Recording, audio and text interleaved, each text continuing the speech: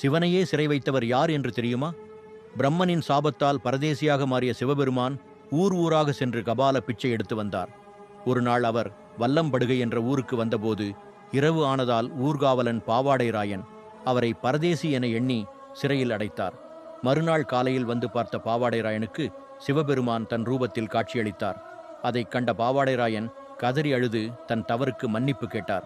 ஈசன் அவருக்கு அருள் புரிந்து அங்கே எழுந்தருளி இன்றும் வல்லம்படுகையில் பரதேசி அப்பர் என்னும் திருநாமத்தில் காட்சியளிக்கிறார். அவரின் காவலனாக பாவாடை ராயன் எழுந்தருளியுள்ளார்.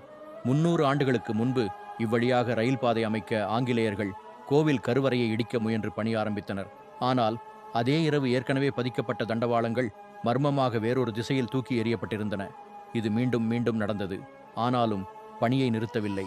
திடீரென பணியில் முக்கியமான ஒரு பொறியாளருக்கு கண்பார்வையும் போனது.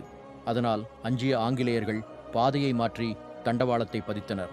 மேலும் தவறுக்கு பரிகாரமாக கோவிலில் ஒரு குதிரை சிலையை நிறுவி பரிகாரம் செய்தனர்.